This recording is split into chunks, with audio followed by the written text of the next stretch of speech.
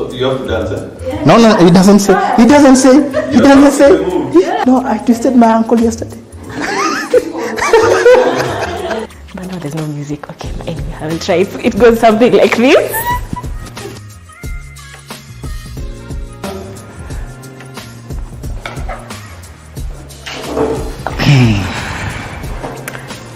If compliance had its own emoji in Kenya, what would it look like and when would people use it? If compliance was a dance move in Kenya, what will it be called? The dance, oh the dance, oh the dance, oh the dance. Would you rather have a high-pay job that you find unfulfilling or a low-pay job that brings you joy and fulfillment? Just katika hapa tu.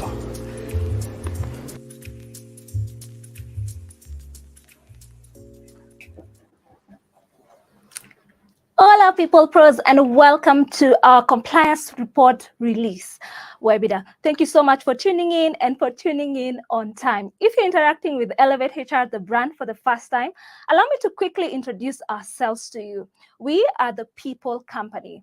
What we believe that people are an organization's most valuable assets, and that's why we develop innovation to better unleash the potential of the people of the organization. We also have a community of HR professionals, and the main goal is professional development and networking amongst members. So if you're in the market for a payroll software, consider us, then you've found us. And if you're looking for a community of HR professionals where you can come, connect, network, and belong, then you found us. We have the most fun on Slack. Consider joining us as well. A while back, we conducted a survey amongst our community members, and today we're going to be releasing the findings, the report on that, and we're privileged to be joined by two phenomenal guests who will help us break down the content of that report. So I'm going to introduce our guests to you, and then we'll get right into it. So our first guest is, okay, they say ladies first, so I'm going to begin with Jane. She is Cluster and Legal Manager at the world's third largest shipping company. Did I get that right? Yes, Oh, thank you so much for joining the set. Please introduce yourself to our listeners. Thank you so much, Pili, for this opportunity to assist in this, I would say, groundbreaking exercise, because it is through this that we're able to be ahead of all that is happening within the HR landscape. So my name is Jane Gundo. I am the Cluster Legal and HR Manager for CMA-CGM. As Pili has said, it's the third largest shipping line in the world, and with our headquarters in Kenya. So I am in charge of the legal scope within the countries of East Africa, as well as the HR scope within the countries of East Africa. I am an advocate of the High Court of Kenya. I am a certified professional mediator, and I'm also an associate of the IHRM. Thank you, Pili, for having me. Lovely, what a profile. Thank you so much for gracing us with your presence. And then our second guest has over 15 years of experience in tax administration. He's a manager, digital economy at KRA. Nixon, karibu sana. What are you looking forward to the most? Thank you, Pili. Looking forward to a very engaging discussion. And more is to, sensitize our public members and most of the HR professionals on how they can navigate the very murky waters of taxation. So we are going to try and to demystify some of the issues around taxation that HR professionals get to meet on a daily basis.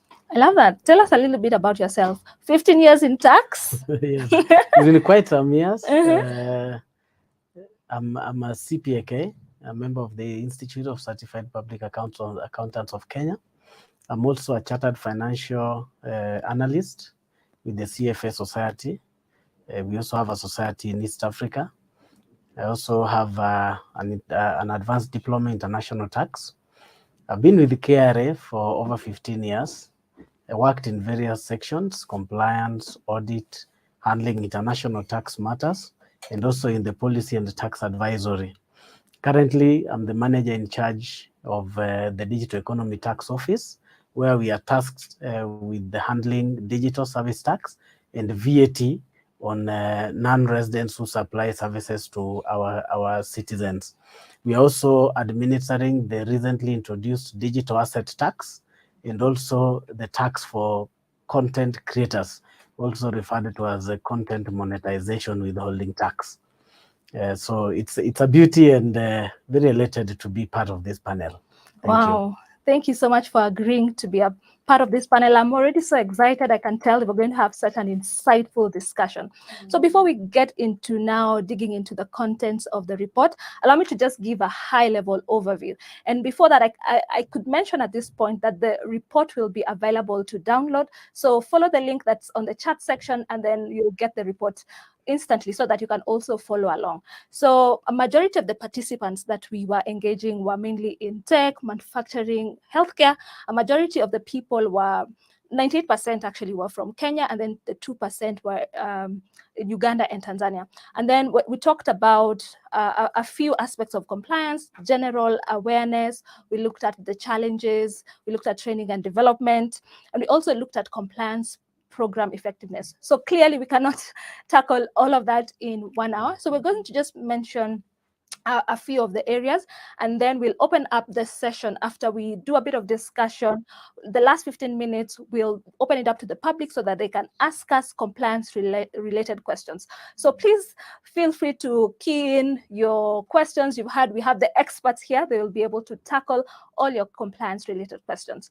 So I'd like us to now begin into the breakdown of the report. And of course, I'll begin with good news. So the good news is that 49% of the survey participants expressed extreme confidence in, first of all, comprehension and then adherence to complex laws. How do you believe that this confidence generally impacts overall compliance in an organization? And Nixon, you had the biggest smile, so we'll begin with you. Thank you. I'm very happy to hear that a good percentage, up to 49%, are able to comprehend, and then they take the steps to comply. When we talk of compliance in the HR profession, I believe we are talking about compliance with all the legal, requirements that are there that touches on HR practices. And part of those legal requirements include tax. I'm sure Jen, my very able co-panelist, will address the other facets of compliance. So if you look at taxation, somebody called Adam Smith, who lived in the 1700s, so in fact the 1600s, said that there are some basic 7 tenets of a good tax system.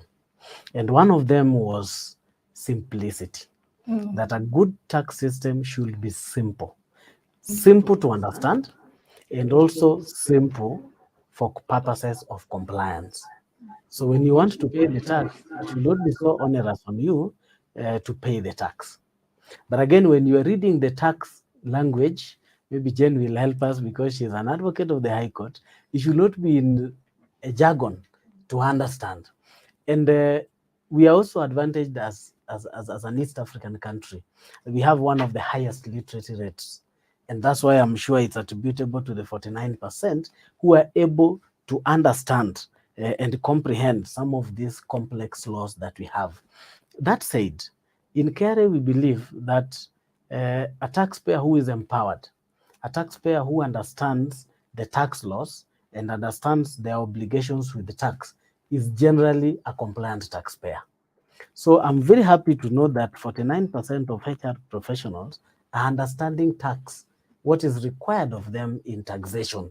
And that can only be, can only go forward to add into tax compliance by various organizations. And therefore, we expect to see Kenya collect more tax, which then translates into more development for our country. Because taxation, is the backbone of any government expenditure and also developing the country.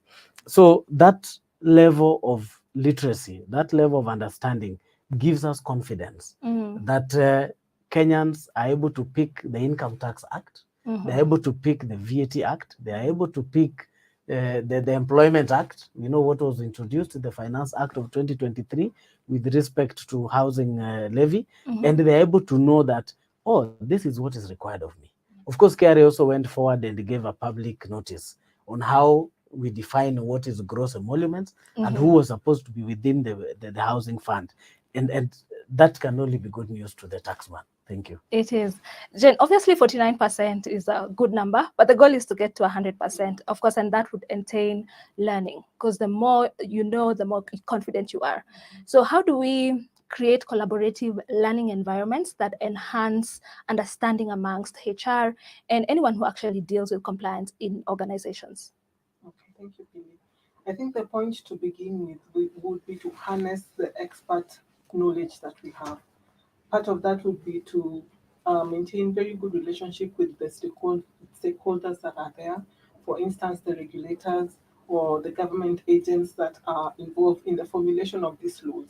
So if we are able to maintain a very good relationship with them, we are able to get insights from them, we are able to approach them with our issues to make sure as much as possible that we get the heart of the matter and we're able to comply as much as possible.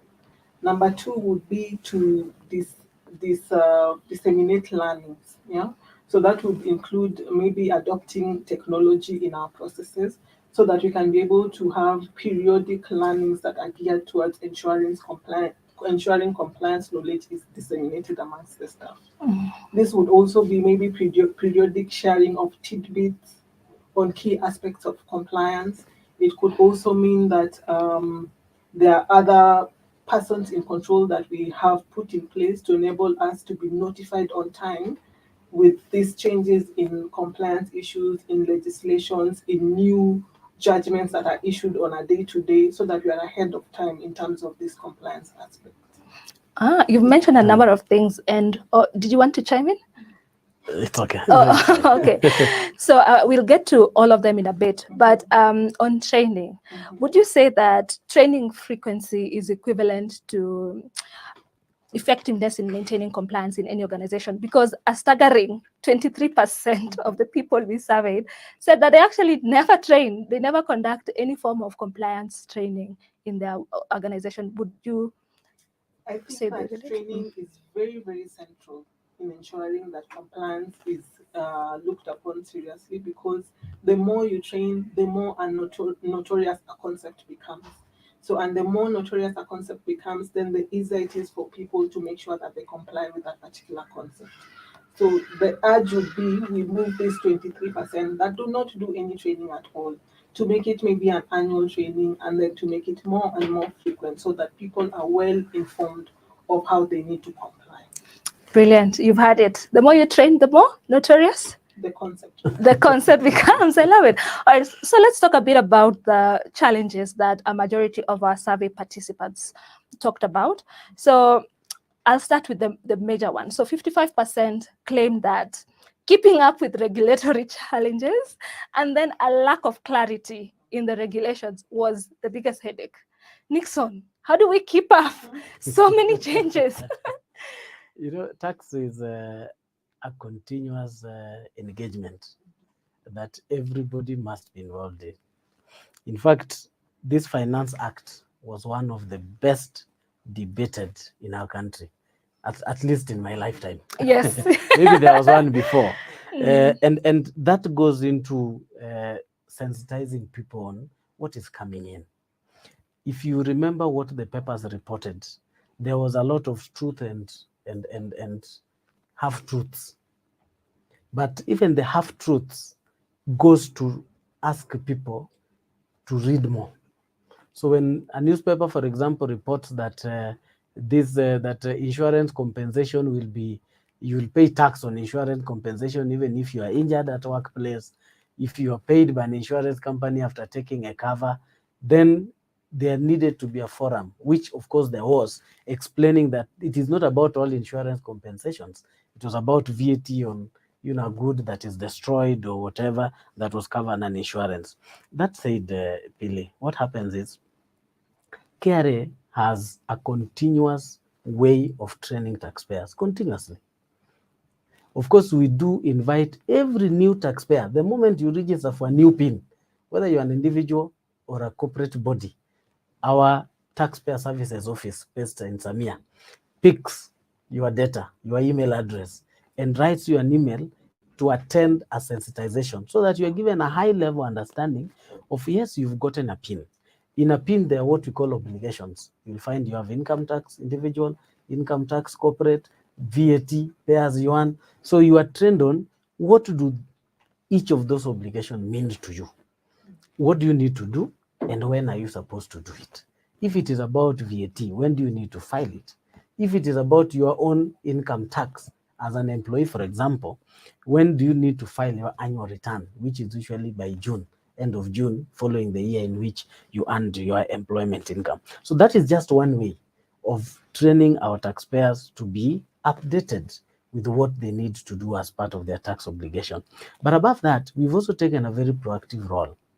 If you go to the KRA website on iTax, we basically have a step-by-step guideline for almost everything. You want to apply for a PIN, there's a video, and there's also a PDF document showing you, you click here, once you get this result, you click there. So it's something that you can actually do on a self basis. We also have guidelines on how to file a return, video, and also PDF.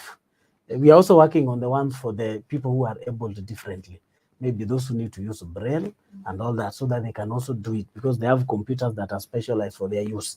So they are also able to do it on their own as part of ensuring that everybody is included in the tax agenda. But apart from the step-by-step guidelines that are hosted on our website, the training that we invite, we also do sessions like this. Yes, organizations can always call us and ask us, we are grappling with this technical matter.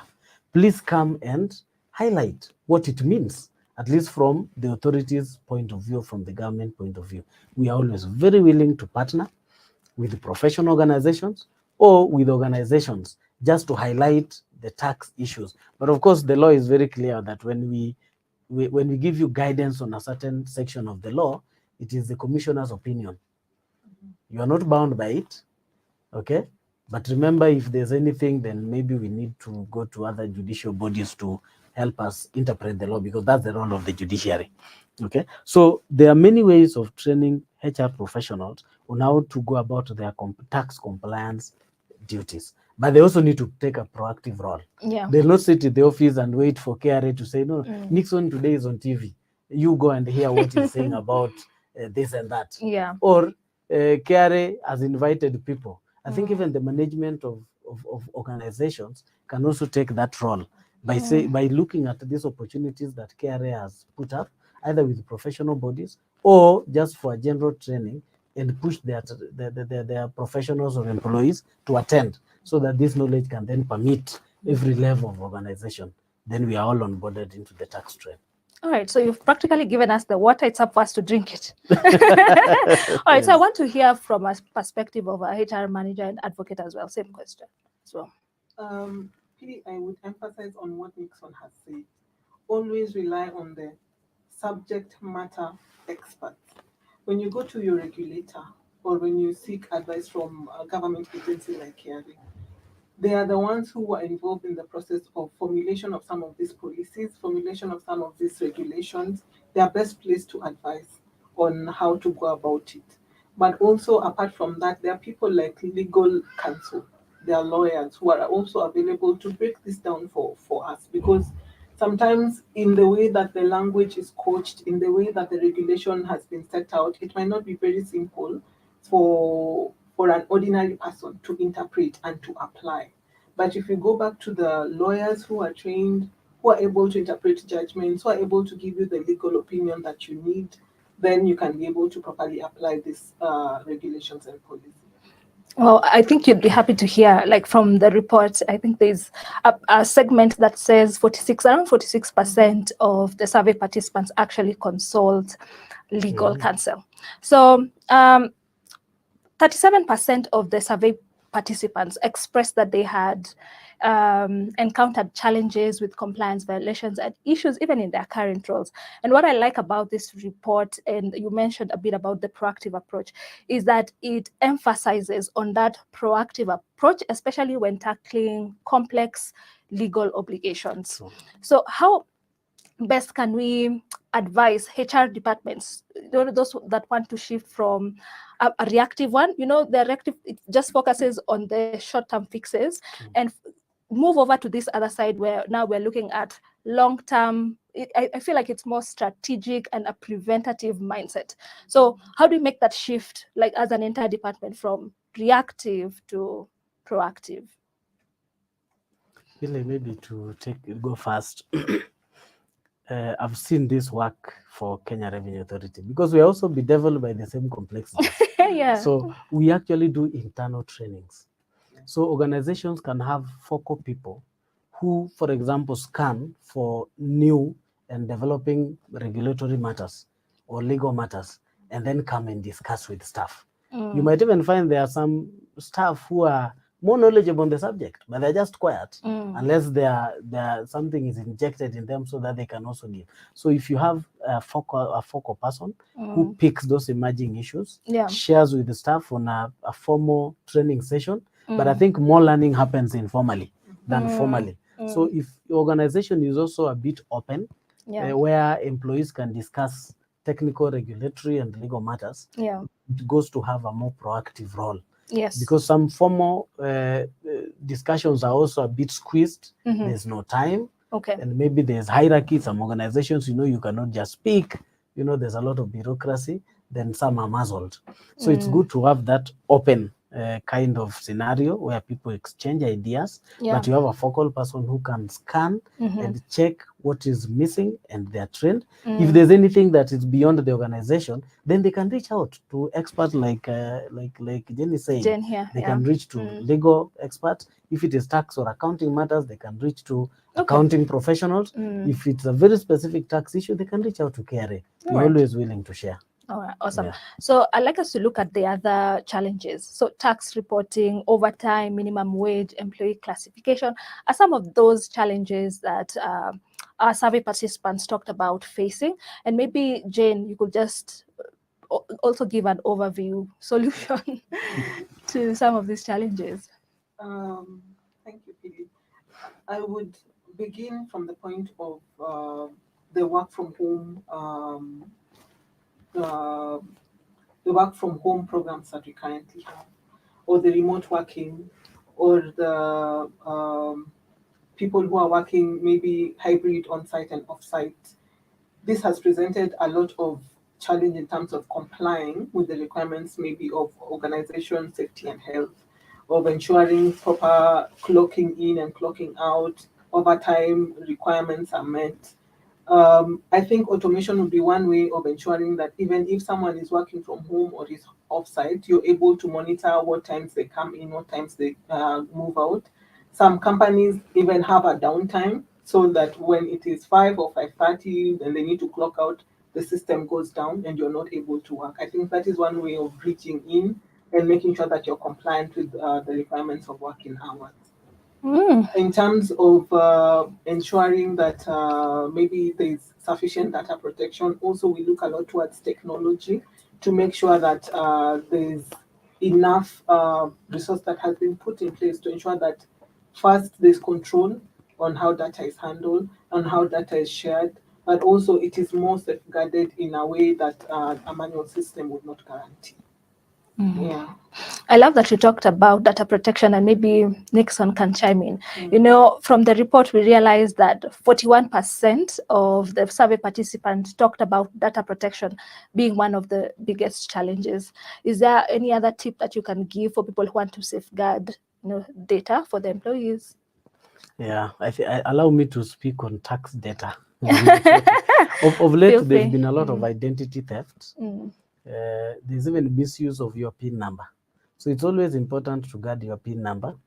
We actually advised that at least try to log into your system once or twice a year. Many Kenyans log into the iTax system when they want to file the return in June. So they wait for a whole year. I know some people who are watching are guilty. Yes, then the system maybe had changed. You need to use your phone to log in. Then you try to do that. Everybody is also trying to do that. It becomes a problem. So we advise that please keep on checking on your ledger. The beauty with the technology and the iTax system, the older system, you could not view your standing with KRA. you actually had to walk into KRA to ask for a ledger to be printed so that you know whether you actually paid. You know, you might be working for an employer who is deducting pay but not remitting. How do you know? Okay. So when you log into your iTax system, you're able to see all the pay credits that the employer has deducted and remitted. You can even take an issue with the employer in case of any variation. So we are asked to be checking into our iTax system. What we noted is, and I think this is very important, there are organizations which are unscrupulous organizations. They pick your PIN, they go use your PIN as if you are doing business. And so, according to our data, you have been selling. Maybe you're selling scrap metal. Hey. And so, KRA one day knocks onto your door and asks you, we want the VAT that you've been selling to so and so. And because you never safeguarded your PIN, then it has been misused. So data privacy is key. And of course, if you feel there's been a breach in your data, together with the Data Protection Act and the Tax Procedures Act, you can always lodge a complaint at KRA so that we look at who misused maybe your data, especially your PIN, or even your data. Because there are people who can say, I want to see Pili's. Is Pili paying? And then somebody unauthorized and without the legal procedure gives out your tax information. You know, your tax information is private. And so if you feel it has been breached, you can always write to our complaint center called the CIC at kra.go.ke so that we can see who breached that personal data with respect to Data Protection Act and also the Tax Procedure Act. Also, just to weigh in on the data protection issues, I think a key concept that we all need to adopt is the concept of privacy by design, so that we are proactively anticipating and working on data requirements other than being reactive as to when there's a data breach. Sure. Right from the point of formulation of policy or establishment of a practice within an organization, you need to incorporate the data privacy requirements so that even from the foundation, you have a good foundation of protecting whatever data that you are receiving, and it goes the whole 9 yards. Secondly, what I would propose also in the part of maybe deploying technology as a project within an organization, you need to be able to bring together a cross-functional team, someone from legal, someone from IT, someone from the specific department involved, so that you're able to make sure that you have incorporated all the compliance requirements that are needed. I love that. And while we're still on the topic of technology, and I'd like us to now talk about role of technology in payroll compliance. Like for instance, what we do over at Elevate HR, we enable companies to stay compliant by, we have the software that enables them. What would you say is the role of technology, specifically when it comes to matters, payroll, or just compliance in general? Yeah, what you haven't mentioned already, because I know you've tackled a bit on automation. Yeah.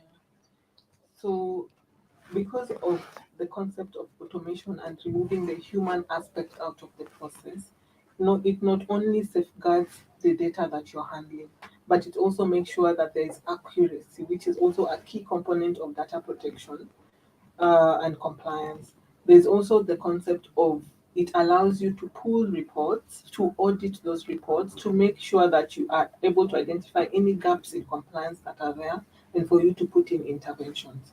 So it makes you more attuned to your compliance aspect in terms of HR. We know that you're deducting the correct amount of pay.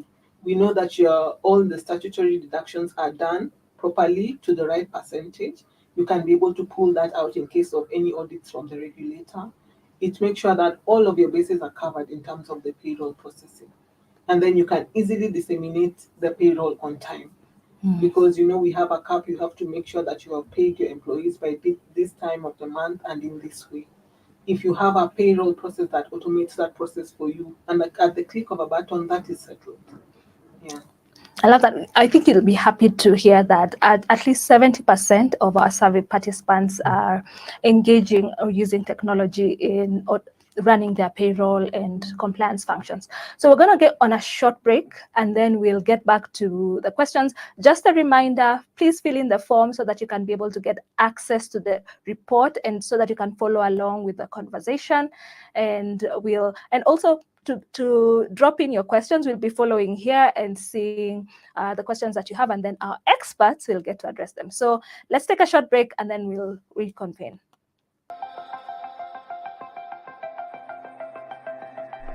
Yani ni ninth tena. Just when I've finished payroll. Now I have to submit reports. Anyway, let me have my cup of coffee.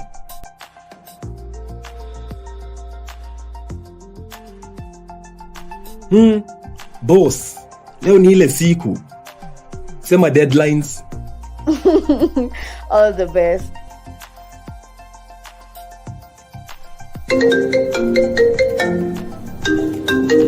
Jane, my fellow HR. Hey Juma, quick one.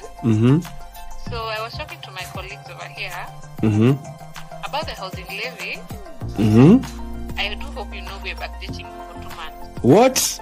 Yeah. Housing levy was being filed twice. Imagine.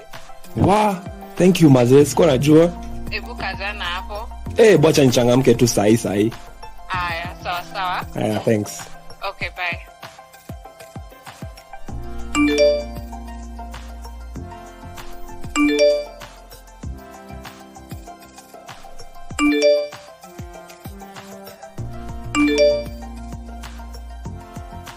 Where? Finally. And everyone has already left. I live to fight another day.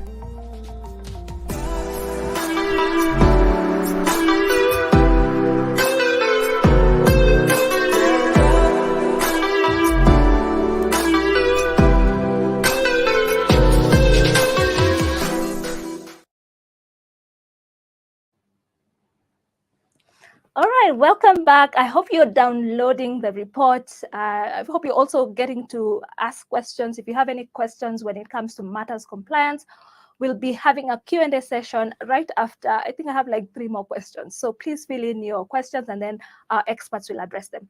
All right, so now let's talk about the role of management and leadership in compliance, enhancing compliance. And I'll ask both of you are in leadership roles. So maybe I'd love to hear from both of you as well. Where you start with Nixon? Yeah, I think I'd already alluded to it that management need to take an active role by not just disseminating the necessary resources, but also by motivating the professionals so that they're able to get new concepts and tasks that are coming up and also understanding. Because at the end of the day, it is management that will commit resources, for example, to hire a professional or maybe facilitate any kind of engagement that you might have with the professionals. But KRA is free. So management, all management needs to do is to provide the space and the time, engage us, and then we'll come and handle such kind of issues. But I think management has a bigger role apart from just the motivation. Remember, it's management that is also responsible for procuring the IT technology for purposes of employees, you know. So they need to get technology that is in tandem with their job, with the organization, and also that incorporates the current structure of regulatory, requirements, including tax matters. So you'll not go for a system that does not have maybe housing levy. You need a system that is easy to manage if there's any change. Remember, Pili, I was telling you earlier that we have a Finance Act that is 60 pages with 102 sections. I've not counted the subsections. So if you have a very rigid HR technology system, then you see you'll have a challenge because you need to input or key in any changes that an organization is required to onboard. So that is how important management is. My key point would be Operation Fund Compliance. I cannot overemphasize what Nixon has said. Management is in charge of allocating the money for the audits that we need, for the external consultants that we need to engage, for the tools and technology that we need to deploy. for the training that we need to undertake. There's a lot of money that goes towards ensuring compliance, but what is the return? The return is also very big to the organization in terms of the compliance itself. It's protected from hefty fines. The organization is protected from lawsuits. The organization is protected from many other issues that are hedged around compliance issues. But also key to talk about is that management should spearhead the discussions around compliance, which means that they should be the first people to be ambassadors of compliance. They should talk about it. They should make it part of the KPIs of the company. It should be a key value that they look at when they talk about the company. And then the other thing that I would mention is that we should adopt the bottom-up approach in terms of ensuring compliance conversations go on. Because Nixon had mentioned earlier, some of the people that we have, some of the employees that we have are best placed to talk about some of these issues, yet at times they don't have that platform within the organization. So it's for the management to employ that culture of engagement of the employees and empowerment of the employees towards propagating that conversation. I love that. Operation Fund Compliance. You know, interestingly, when we asked our survey participants what the biggest challenge they faced in implementing compliance, they said budgets. That leadership does not provide budgets for, you know, trainings and the trainings that we talked about, which are really, really important. All right, so I'd like us to also get to talk about program effectiveness. So another data that we saw from our survey was that only 19.3% of the participants were very satisfied with the support and resources provided by regulatory bodies and government agencies like KRA to help navigate compliance requirements. So first of all, I'd like to hear from the person who works at a government agency. To be fair, at least 46% said they were moderately satisfied, and around 4% said they were extremely dissatisfied. So I think we first of all, maybe you can also highlight some of the compliance programs that you have. You talked about sensitization, but you have programs that also we can tap into as well. It's good. It's a very good question, but this is a very high number. Yeah, in a country where we want compliance to be not less than 90%, actually 95%. That is the KRA minimum for you to excel. So the fact that a good number of people feel they don't get support from regulatory bodies and government agencies. You know, KRA is one authority sometimes you mention and people just tremble. But we are just men. Are you though? Blood. Yes. We are your daughters, Okay, we you are your are husbands, yes. your brothers, your sisters. You know, we are not anybody from the moon. So I think many people don't take the opportunity maybe to come and just find out. I always host people in my office, and you can have a cup of tea or a cup of juice, you know, and as we discuss what some of these complex legal provisions are and how we see it from the KRS standpoint. So as you said, management should allow people, you know, to ask questions. They should invite us to speak to them. But apart from what I mentioned earlier in terms of sensitization, calling people, doing trainings, partnering with professional bodies, we also have a revenue administration school. Actually, it's barely 200 meters from here. We have a revenue, yes, so that, and it's open to public. We have levels from certificate up to master's level. The only thing we don't have is a degree, an undergraduate program. So if an organization, for example, feels we need to take a few HR professionals to go and learn tax in depth. Okay, apart from just sensitization is very short-lived. But now for in-depth, you can always subscribe to our Kenya Revenue School of Administration. So they can do the postgraduate program, they can do the diploma program, the certificate program, or masters. Because by the end of that course, I assure you, because we are the ones who train, you'll come out to be a very good trainer and also an expert in matters taxation. So those are some of the initiatives that I think people should take. But KRA, I know over the years, has done a lot. Maybe not to the extent that everybody expects us to do, but we have a lot of programs to enrich We even do sector-based trainings and sensitizations just to ensure that our citizens and organizations understand what their role is. I'm sure as I'm sitting here, there are more than 15 training sessions going on. Ish. Yes, I'm sure. You're overworking. Not really overworking, because Yeah. we have, by the way, we have a whole section, Yeah. 2 or 3 of them. Mm. One is in our marketing and communication office, known as stakeholder engagement. Mm. There's also taxpayer education program. Yeah. They're just there to ensure that they educate our taxpayers and assist them to understand some of these legal matters. But I think I'll carry this report with me and share with our marketing and communication section so that they see what more that can be done. Of course, we have a lot of programs, but I'm sure we can do more. I love it. Nixon, on what you have just said, with your permission, please. Yes, please.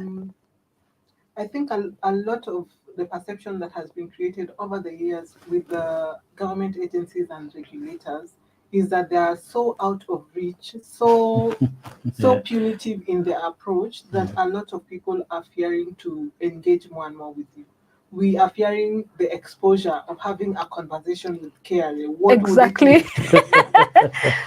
And yes, we can give it to you that you have tried.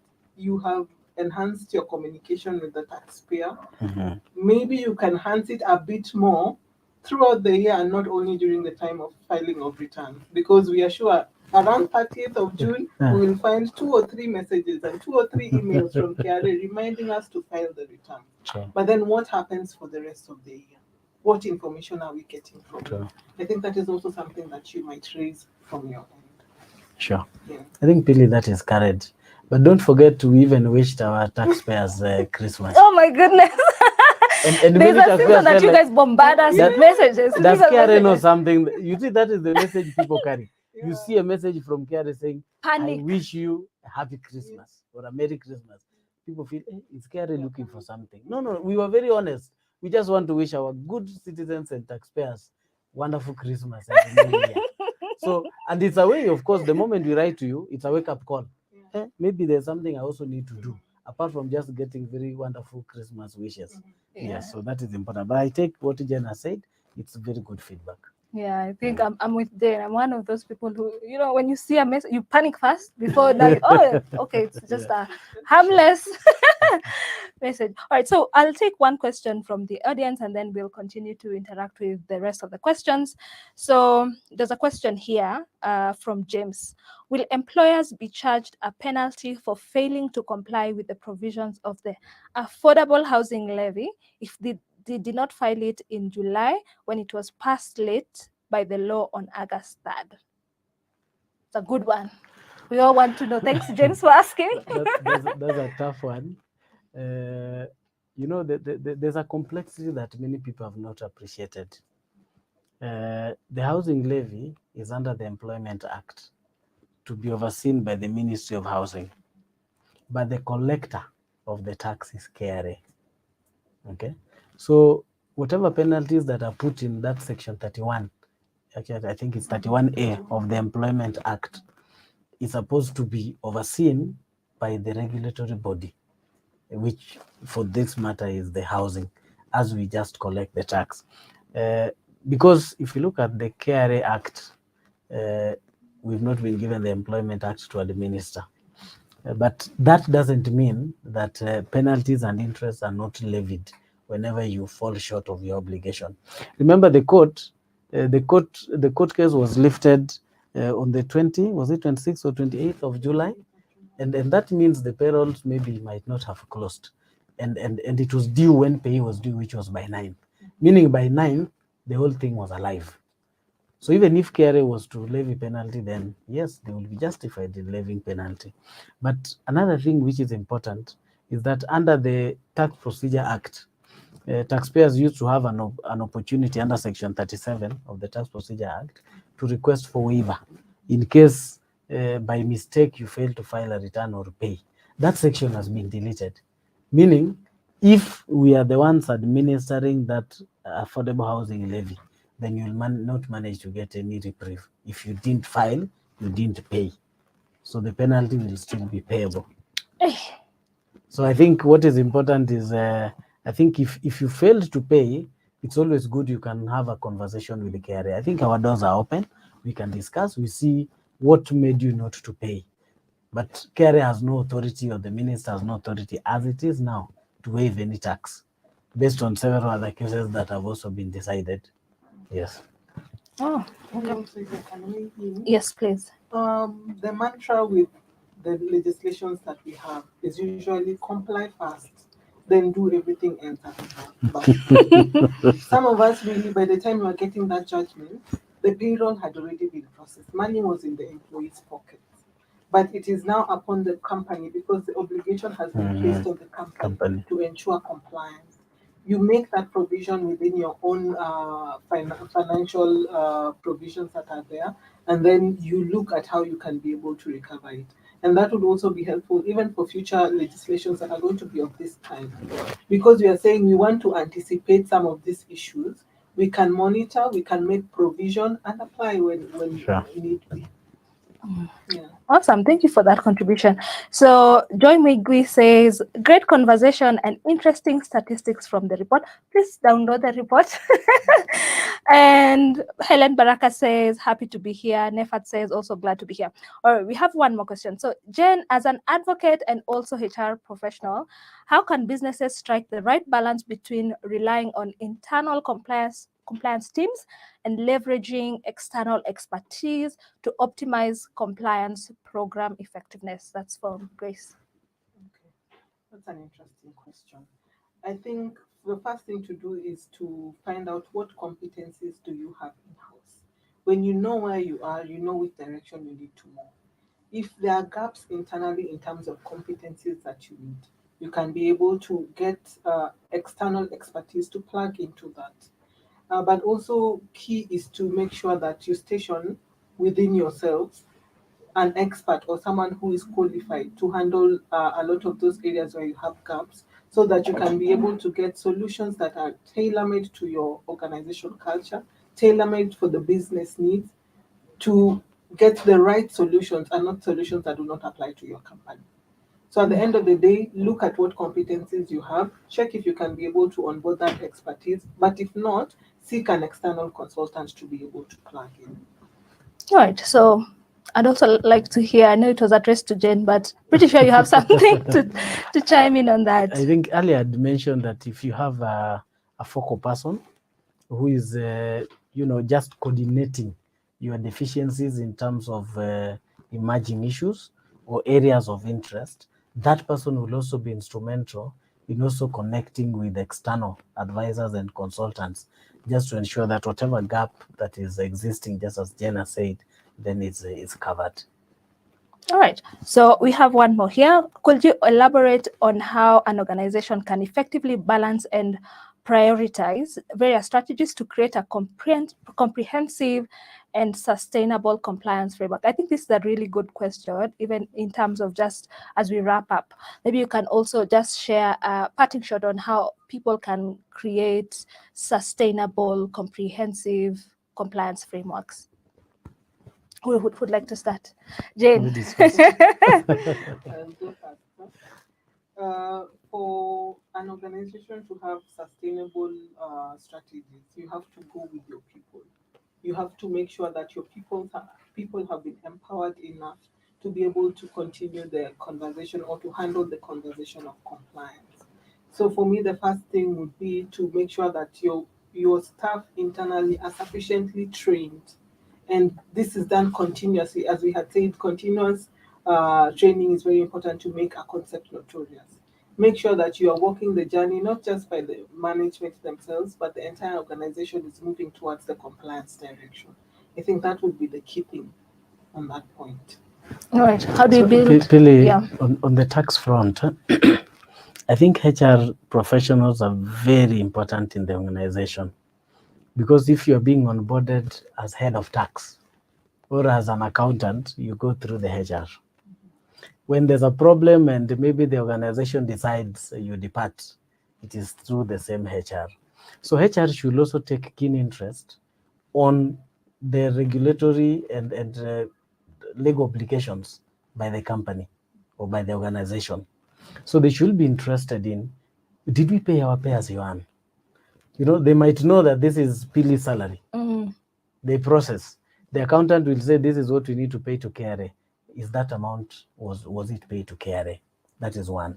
Two, if there are legal gaps, you know, there are a lot of tax issues around employment income. One of them I've noticed is the divide between an employee and a consultant.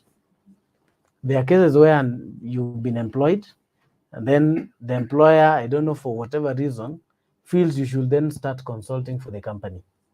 So they should always seek opinion of consultants and also come to KRA based on the agreement with the consultant or the employee, establish whether that person is eligible for pay as you earn or it is withholding tax. That is very important, and that is a HR function, I believe, because they are the ones who draw the contract together with the lawyers. So that contract should be understood by the HR professionals. We also have issues around workman compensation. You are compensated by court for having lost a job, for lost salary, for maybe defamation, you know, for being accused falsely and all that. Sometimes some of them are very borderline. You really don't know whether it's subject to pay or not. We have a whole unit that is that deals with the technical interpretations. We always ask our taxpayers, in line with Section 65 of the Tax Procedures Act, you can write to that unit called Policy and Tax Advisory, which is under the domestic taxes, and they'll be able to guide you. Yes, you've received this payment. What is subject to pay and what is not subject to pay? And of course, according to the law, that is binding on KRA. We cannot backtrack and say, no, we didn't tell you. But for you, you decide to use it or not, because that is what the law advises. So I think having a proactive role in terms of tax matters for HR professionals, you don't just onboard employees and leave them. Get to know their interest. Get to know who can capacity build on different regulatory and tax matters. Of course, work with the accounts and finance on budgets. Of course, budget is always constrained. So it is a matter of, you know, putting the employees' interest in front. Because if employees are empowered, then some of these compliance issues that we even get for tax will not arise. Absolutely. You find an employer who is not deducting pay on maybe per diems, and per diems are supposed to be taxable. And most likely, maybe he or she didn't know. Okay, so when they take that active, proactive role, then a lot of these regulatory and legal obligations are then sorted out very fast. Wow. All right, so we are almost at the top of the hour. I think I'll take just one last question and then parting shot from the two of you. So one last question. I think you already alluded to this one, but in case you have anything to add, I'll allow any of you to add. So how can organizations strike a balance between providing general compliance knowledge and tailoring training to address the unique compliance challenges faced by different employee groups? And then he also asked, what factors should be considered in making these decisions? Would like to take that as the last question?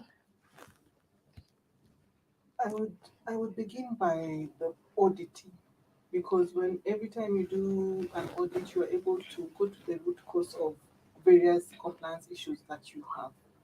When you find out from your audit that there is a general requirement that needs to be addressed, then you can tailor the training to that general requirement. If it is a more specific requirement, maybe directed at a specific department, say HR department, and you need to address it with them, then you can tailor the training to address that particular issue that has been raised with that particular person in control. Audits, love it. Short and sweet. Yes, Nixon. I want to look at it differently.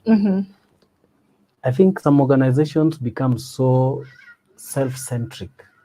They just want you to learn what will assist the organization. But I believe an organization will operate better if employees' welfare is also taken into account.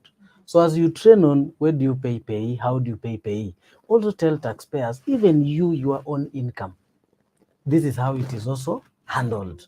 That gives us a holistic taxation view, so that not every day you just do general. Today we are covering why do we pay housing levy, why tax. You know, that's so general.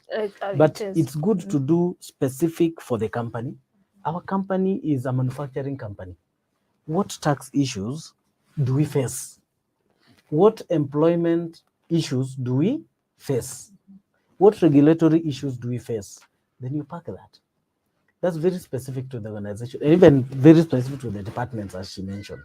But you also have a session where you tell employees, this is how you have, maybe some employees are lecturers. They are part-time lecturers in university. Some might be consultants on the side. Some might be secondary employees. How do you also handle your own taxes on the other side? In that way, you have a holistic, view to regulatory matters. I love that. That's a great way to end. So, in conclusion, I'll just give us 30 seconds each. Parting shot could be on anything matters compliance, and then we'll wrap it up. So, I'll start with you, Jane. Parting shot, 30 seconds, matters compliance. Compliance is at the center of the success or failure of any organization. A company can be closed down just because of a compliance issue, which means you cut short the life of that company and the goal that they had set out to meet, but also the livelihood of very many other people who are dependent on that organization. So the call would be just to step up proactively to make sure that compliance issues are addressed and are addressed in the best way possible. I love that. Proactiveness.